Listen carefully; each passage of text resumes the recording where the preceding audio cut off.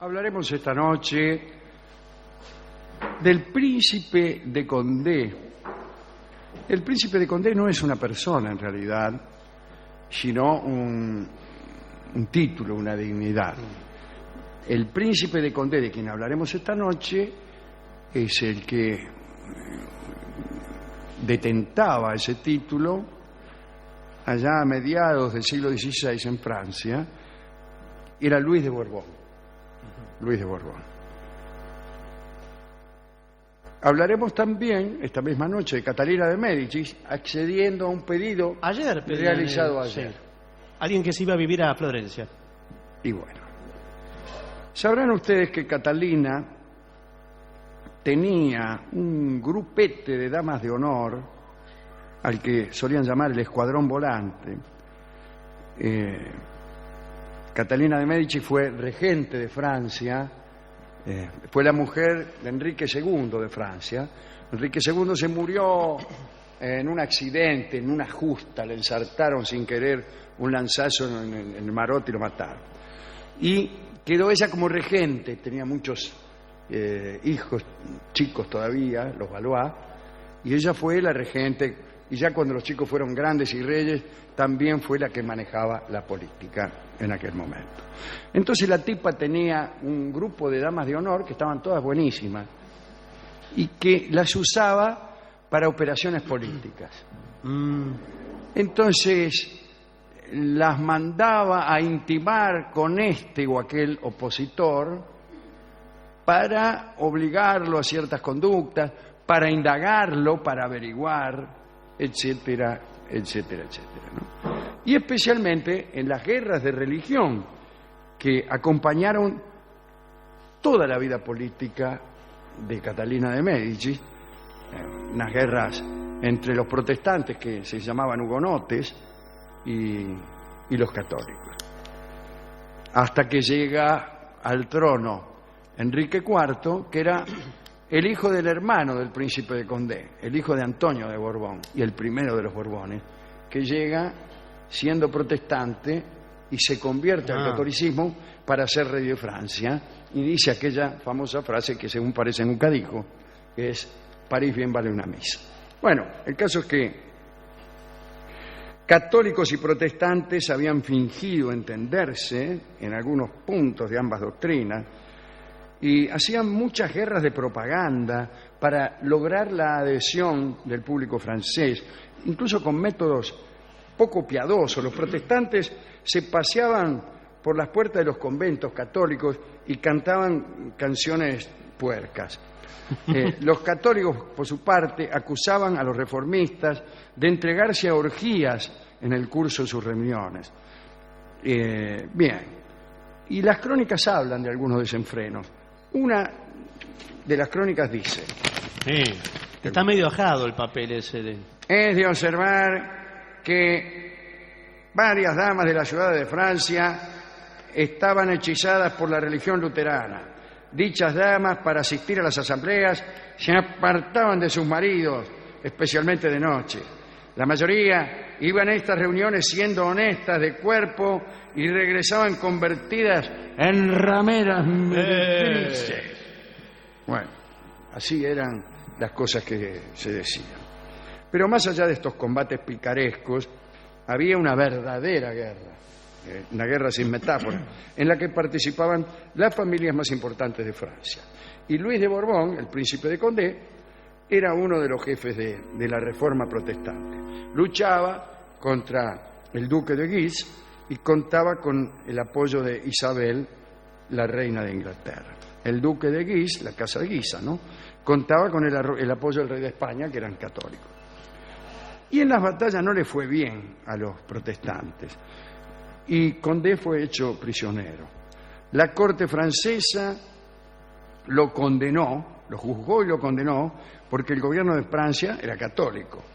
Y lo hubieran colgado, de no ser porque el joven rey Francisco II, el primero de los hijos que llegaron a reyes de Catalina, se murió. ¿Y por qué digo que no lo mataron porque se murió Francisco? Porque Francisco II se la tenía jurada al príncipe de Condé. Se murió, Catalina resolvió perdonarle la vida porque vio en Condé un tipo que podía ser útil a su causa y le ofreció la paz. Condé respondió con alguna lentitud. Bueno, estaba prisionero, estaba en Cana, y era un tipo de poco valor, además. Puso objeciones, pero al final se reunió con Catalina y la reunión tuvo lugar el 7 de marzo de 1563 en una isla ahí al oeste de Orleans. Para la ocasión, Catalina había llevado a la más hermosa de todas sus damas de compañía, que se llamaba Isabel de Limel. El príncipe de Condé era un hombre galante y quedó fascinado por Isabel y se interesó más por la figura de aquella chica que por las condiciones de paz.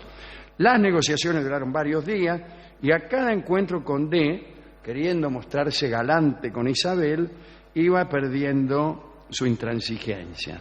Parece que cuando Catalina calculó que el hombre estaba muy entusiasmado, le presentó el texto de un tratado de paz con gran ventaja para ella y le dijo que si firmaba eso lo dejaba libre. Y el tipo pensó, si me deja libre puedo irme atrás de esta mina, y firmó. Al día siguiente, la señorita Limel le mostró que la regente no era ingrata y que ella era muy ardiente en el amor. Quiero decir, se hicieron amantes. Catalina había instruido a Isabel para que enamorara a Condé. Entonces, esperó que se enamorara mucho. Cuando creyó que Condé ya estaba como loco, llamó a Isabel y le encargó una nueva misión.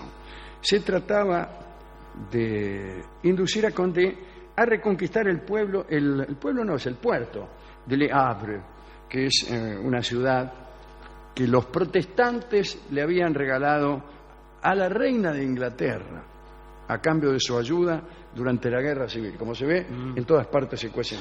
Sí. Muy bien. Entonces le dijo Catalina Condé, tengo una misión para encargarle. Tiene que reconquistar para Francia el puerto de Le Havre.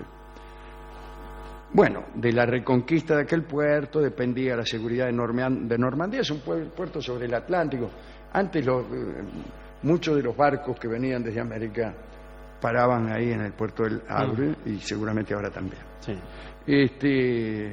Bueno, le pidió a Condé su ayuda y Condé le dijo más sí, porque parece que Isabel se lo pidió en una noche de amor.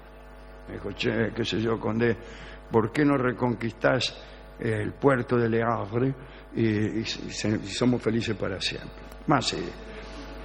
Entonces marchó con un ejército y él mismo convenció a algunos jefes protestantes y se enteró la reina de Inglaterra.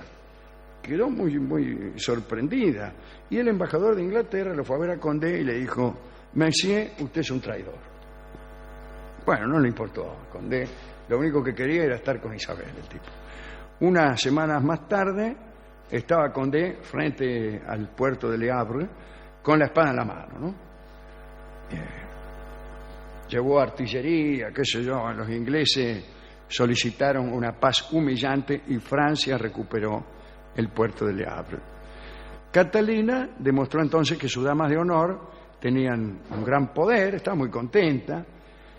Los ingleses odiaron a Condé por la traición. Bueno, todo un lío. Pero al tipo no le importaba nada. Su único interés estaba en Isabel de Limel.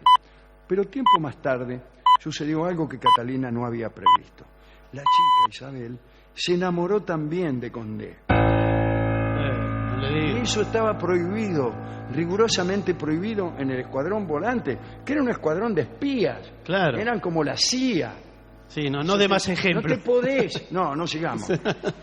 No te podés enamorar, ¿no? Sí. Y más prohibido estaba quedar embarazada, y la muchacha quedó embarazada. Lo ocultó, sin embargo, con tal arte y tanto esmero, que el parto dejó a todo el mundo estupefacto. Dio a luz y el escándalo fue enorme. Catalina se enojó como nunca en la vida y, sin tener en cuenta el estado de debilidad en que se hallaba su dama, la metió en cana. Durante su detención, Isabel se enteró de que Condé le engañaba con otras chicas. Uy, todo sobrellovido. Pero no le importó. Mire. No le importó nada y cuando salió fue a reunirse con él. En realidad Catalina la soltó por eso, porque los protestantes se habían puesto en acción para recuperar a Condé, un tipo de lo más voluble, según vemos. Y entonces Isabel era la única que podía convencerlo de que no se volviera con los protestantes. Los protestantes le presentaron un ultimátum a Luis de Condé para que dejara a Isabel, y el tipo le respondió que no pudiendo vivir sin mujeres, le era muy difícil casarse y encontrar una esposa de su propia religión y rango, que esa era justo la que le gustaba, etcétera, una carta ahí. Y los protestantes no se dieron por vencidos. Sabiendo que Condé ya empezaba a cansarse de la mina, le buscaron otra que se acomodara así a sus preferencias, y la elección cayó en la señorita de Longueville, Mademoiselle de Longueville, que era hermosa, ardiente y protestante. Condé la vio, se enamoró y renunció a Isabel en menos que un gallo canta. Y la pobre Isabel de Limel sufrió una crisis de nervios, lloró, se arrastró a los pies de Condé y finalmente se fue a París y chao.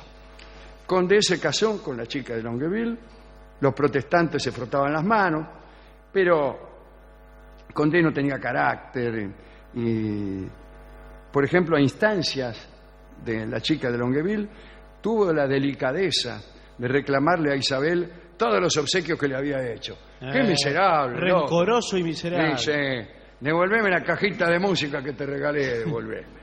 Bueno, Isabel lo envolvió todo y se lo mandó, y después se casó con un banquero italiano que tenía más guita que los banqueros. Hay que tener un poco de paciencia, porque si uno espera la suficiente, cualquier gran amor se transforma en una farsa. Le digo por si usted está sufriendo. Hay que tener paciencia. Usted sufre, me dejó. Espere. Con el tiempo, va a decir, me dejó. ¡Qué risa! Dice usted. No porque no le importe, sino porque el tiempo resalta los aspectos farsescos de los amores. Así que tenga paciencia. Llore un poco, pero tenga paciencia. En 1567, el rey Carlos IX de Francia, que fue el que sucedió a Francisco II, católico, como todos los reyes de Francia, irritado por la conducta de Condé, tomó la decisión de detenerlo. Condé se refugió en La Rochelle y allá fueron... se declaró la guerra otra vez, una ley prohibió directamente el culto protestante y ordenó a todos los pastores protestantes abandonar el país. Una cosa fea, ¿no? Condé había logrado reunir 20.000 hombres, y el que estaba al mando del ejército católico era Enrique, el duque de Anjou, que después fue Enrique III, el rey siguiente, ¿no? Era un muchacho divertido que andaba siempre con unos amigos a los que le llamaban los mignons, pateando tacho de basura, qué sé yo, ¿no? Era un tipo medio raro. Después fue rey y terminó mal también, lo mataron. Pero bueno, ese ejército superaba al ejército protestante en armamento, se produjo la batalla de Journat, bueno, todo eso. Condé murió mal. Un capitán de la guardia de Enrique le rompió el cráneo, murió una muerte espantosa la de Condé. Este hecho, sin embargo, fue celebrado con grandes fiestas en París, en Roma y en Madrid, ¿no? Luis de Condé tenía 39 años, era el hermano de Antonio de Borbón, como he dicho. Y esta es la historia del voluble príncipe de Condé, de la hermosísima Isabel, pero también de Catalina de Medici, italiana desde luego, venía desde Florencia y fue casada con el entonces rey de Francia, Enrique II. Fue una persona poderosísima y creía mucho en las estrellas y en los astros. Tenía sus astrólogos, ¿no? Unos astrólogos italianos que se había traído y algunos que no eran italianos, que son todavía muy famosos, como Nostradamus. Mire usted. Cuando Catalina ya tenía edad para morir. Bueno, hoy en día no se moriría. Estaba enferma Catalina. Estaba enferma. Y ella, un astrólogo, su astrólogo, probablemente Nostradamus, le había dicho que iba a morir en Saint-Germain, cerca de Saint-Germain. Iba a morir. Usted morirá cerca de Saint-Germain. Entonces, nunca más fue a ninguno de los palacios cercanos a Saint-Germain. Y un día estaba, andá a saber dónde, o no me acuerdo dónde, enferma. Entonces, la vino a ver un médico, qué sé yo, la atendió. ¿Cómo se siente? Y sí, ya me siento mejor, doctor, muchas gracias. Era un médico joven que ella no conocía. Y le dijo, bueno, te estoy muy agradecida. ¿Cuál es su nombre?, le dijo al médico. Y el médico le dijo, me llamo Saint-Germain. Y entonces, Catalina, para ser consecuente con sus creencias, se murió 10 minutos después. Hemos ido a la discoteca y hemos contado estas historias al discotecario, que me dijo que él también tenía una especie de escuadrón volante, que eran ¿para qué lo tiene? Primas de él, que no eran muy hermosas, pero sí que entraban en cualquier componenda. Y extorsionan. Y él las mandaba que salieran con sus enemigos o sus competidores. ¿Tiene competidores el Y sí, discoteca? porque él es vendedor de discos, tiene una casa de discos. Ajá. Vende discos. ¿Se imagina el negocio que es ese ahora? Bueno, como quiera que sea, quedó muy impresionado por Catalina y me dejó entonces una canción que se llama justamente así. ¿Catalina? Sí, Catalina. La escucharemos en la versión de Miguel de Molina. Evidentemente esta canción está dedicada a Catalina de Médici, pero con disimulo. No, pero él no la menciona, dice usted, no. La menciona todo el tiempo, Catalina, Catalina, todo el tiempo. Bueno, pero menciona Francia, Firenze, no, quizá la también. verdad es que no. La verdad es que no menciona en ningún momento a Francia, no la menciona como regente de Francia, como madre de 3 reyes. Sí. No la menciona. Y el tema de los protestantes y los católicos. Tampoco lo menciona, pero yo creo que eso es justamente para que no se note tanto la afiliación católica del autor de esta canción. Sí, se nota tan poco que quizás no sea, como dice el discotecario. Bueno, escucharemos entonces a Miguel de Molina en esta canción dedicada a Catalina de Médici que se llama Catalina.